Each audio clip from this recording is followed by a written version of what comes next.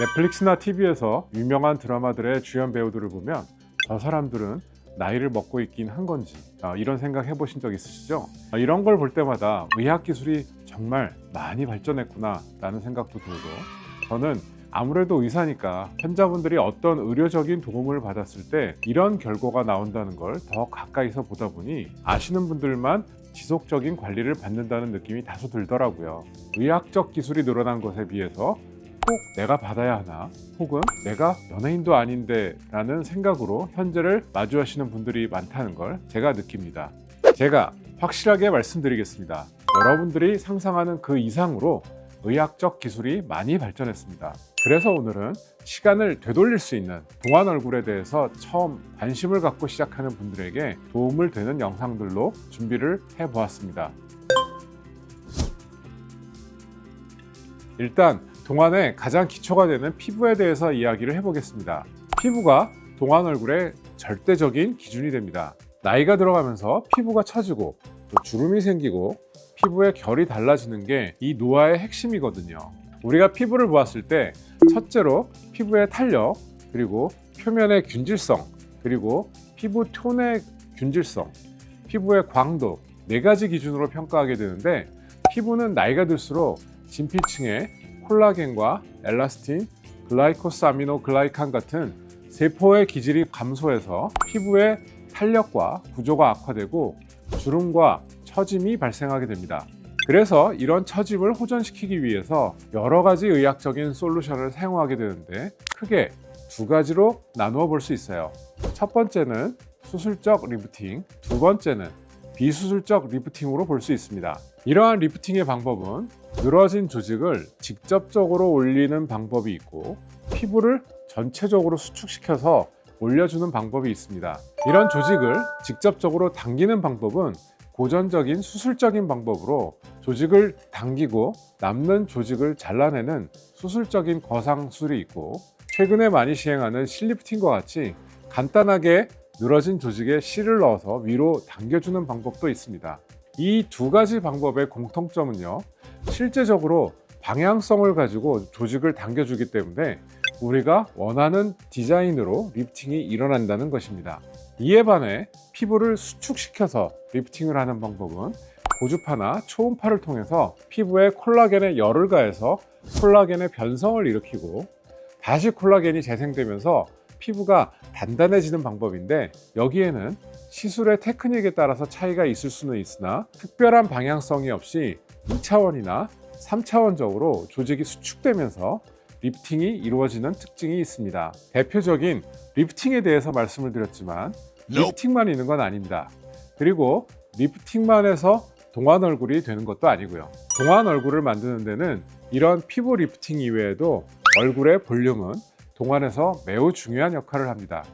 우리 얼굴은 노화와 함께 뼈와 지방의 손실이 일어나게 되는데, 이 중에서 가장 흔하게 볼륨이 감소되는 부분은 눈 밑, 팔자, 볼, 광대와 같은 부분입니다.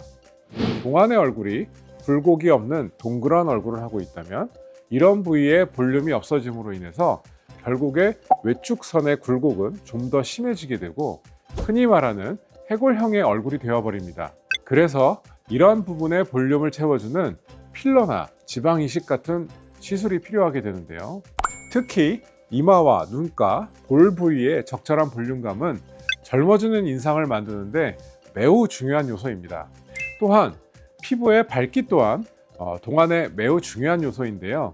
이때 사용되는 스킨 부스터는 피부에 직접적으로 수분과 탄력을 더하는데 탁월한 시술입니다. 예전에는 스킨 부스터로 사용할 수 있는 약물이 그리 많지 않아서 성장인자나 영양물질 정도를 피부에 도포하는 것이 대부분이었는데, 최근에는 정말 좋은 많은 약물들이 나왔거든요.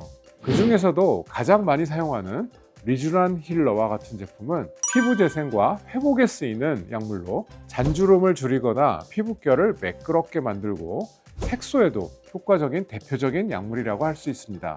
또 최근에는 이런 리쥬란 같은 약물에 하이알루론산이나 또 보톡스 같은 다른 약물을 추가하여 부가적인 효과를 내기도 합니다.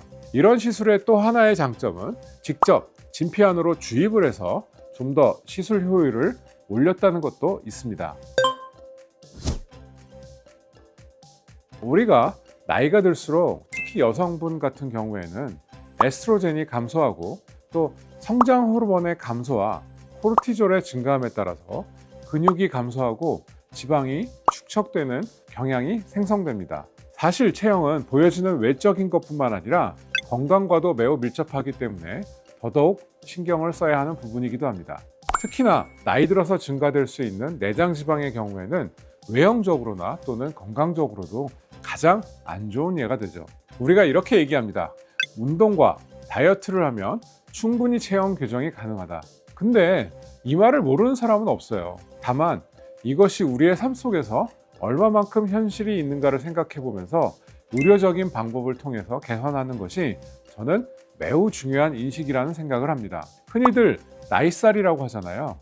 우리가 나이가 들면서 특히 지방이 증가하는 부위가 있습니다. 예를 들면 저희 뒷구리 같은 부위가 그런 부위가 되겠는데요. 이 부위의 살은 늘어나면서 셀룰라이트라는 변형된 지방 덩어리가 되고 나면 나중에 전체적인 살을 빼더라도 잘 빠지지가 않아서 체형이 무너지게 되는 가장 큰 원인이 됩니다. 이런 경우에는 병원에서 시행하는 적극적인 체형 치료의 대상이 됩니다. 수술적인 방법으로는 잘 알고 계시는 지방 흡입이 되겠고요. 이때 지방을 제거하면서 피부 탄력까지 신경 쓴다면 바디타이트와 같은 방법도 같이 시행해 볼 수가 있겠습니다. 비수술적인 방법으로는 지방 감소 주사나 튠바디, 고주파 치료 같은 기기 치료가 방법이 됩니다. 아무리 의료적인 도움을 받았다고 해서 결과가 나왔지만 우리에게 가장 중요한 건 뭘까요? 얼마나 지속되느냐? 저는 그렇게 생각하거든요. 이 지속성과 가장 관련이 높은 것은 생활 습관과 복합적인 관리가 뒷받침되는 루틴이 가장 중요합니다. 영양적으로 균형감 있는 식습관과 운동을 꾸준히 실천해 주시고 결정적으로 스트레스가 우리 몸에 매우 크게 작용하기 때문에 이런 부분에 대해서 어떻게 관리할지 충분한 고민과 계획이 매우 중요하게 작용됩니다. 그리고 현대인에게 가장 잘 지켜지지 않는 수면, 이 수면은 피부 재생과 대사작용이 일어나는 매우 중요한 시간이기 때문에 양질의 수면을 유지한다면 꾸준한 동안 라이프를 저는 실천할 수 있다고 봅니다. 제가 마지막으로 드리고 싶은 당부의 말씀을 올려드리고 싶습니다. 전문적인 병원에서 꼭 상담을 받아보셨으면 합니다. 연예인분들이나 배우들처럼 꼭 엄청난 동안 얼굴까지 욕심이 없으시다 하더라도 이러한 지속적인 관리와 진단은 여러분들의 삶에 큰 전환점을 저는 마주한다고 생각합니다. 저는 그 누구보다 이러한 부분들을 가장 가까이에서 겪고 느끼는 사람이기 때문에 여러분들께 꼭 추천드리고 싶습니다. 오늘도 긴 영상 시청해 주셔서 감사드리고 동안 얼굴을 통해서 더욱 자신감 없는 여러분들이 되시기를 제가 꼭 응원하겠습니다. 궁금하신 사항은 댓글이나 저희 병원을 통해서 문의해 주시고 다음 영상에서 또 더 유용한 영상으로 인사드리겠습니다. 지금까지 체인지 클리닉 장두열 대표 원장이었습니다. 감사합니다.